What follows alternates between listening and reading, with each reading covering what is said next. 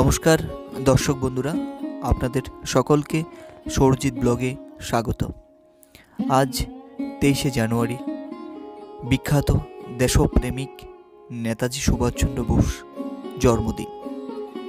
তারই আঙ্গিকে আজ ভোরের কুয়াশা স্নিগ্ধ সকালে স্কুলের উদ্দেশ্যে রওনা হই। আর যেতে যেতে কুয়াশার এই শীতের সকালের দারুণ অনুভূতি ক্যামেরা বন্দি করলাম। সত্যি চারিদিক যেন এক নৈসর্গিক অপরূপ সৌন্দর্যে ভাস্করিত। সেই সৌন্দর্যকে ক্যামেরায় বন্দি করলাম। চারদিক শুধু কুয়াশার আস্তরণে এক যেন চাদরে ঢাকা। আজ মহান দেশপ্রেমিকের এই জন্মজয়ন্তীতে শুভ সকালে যেতে যেতে কুয়াশা স্নিগ্ধ ভোরের সকালের কিছু দৃশ্য আপনাদের জন্য। আর যাচ্ছি স্কুলে নেতাজি সুভাষচন্দ্র বসুর জন্মদিন উদযাপন করতে। দেখুন সেই দৃশ্য।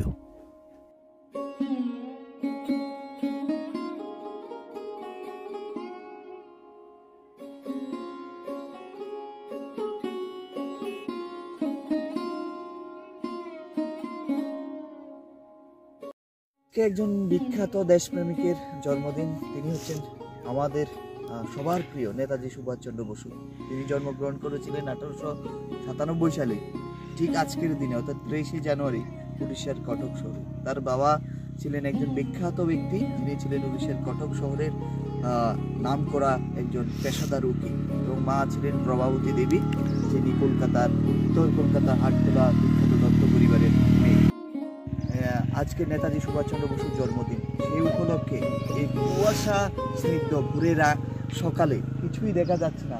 আমরা স্কুলে যাচ্ছি, স্কুলেও আপনাদের দেখানোর চেষ্টা করব আজকে যে ফ্ল্যাগ হোস্টিং, নেতাজি সুভাষচন্দ্র বসুর প্রতি আমরা যে দেশপ্রেমিকের প্রতি আমাদের যে শ্রদ্ধা আছে, আমাদের যে ভালোবাসা আছে, তার প্রতি আমাদের প্রিয় ছাত্রছাত্রীরা কিন্তু অধীর আগ্রহে অপেক্ষা করছে। আমরা কিছুক্ষণের পরে আজকে আমাদের বিদ্যালয়ে ফ্ল্যাগ হোস্টিং করব, তো সেই দৃশ্যটাও আপনাদের দেখানোর চেষ্টা করব।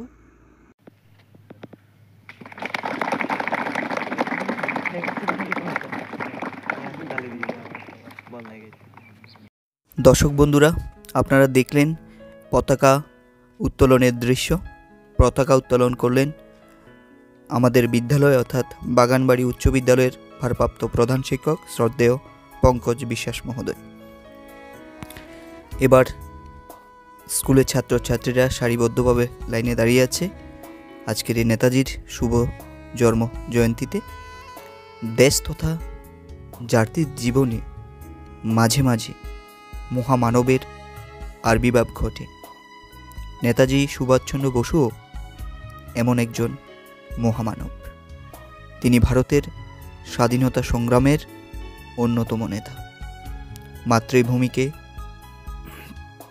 পরাধীনতার শৃঙ্খল মুক্ত করার জন্য তিনি প্রথমে অহিংস আন্দোলনে যোগদান করেন, কিন্তু ব্যর্থ হয়ে তিনি সশস্ত্র সংগ্রামের পথ অনুসরণ করেন।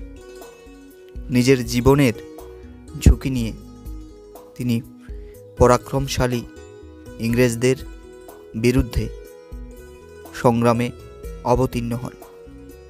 ভারতের স্বাধীনতা সংগ্রামে নেতাজি সুভাষচন্দ্র বসুর অবদান অসামান্য, অসাধারণ। বীরত্বের জন্য তাকে সকলে নেতাজি বলে।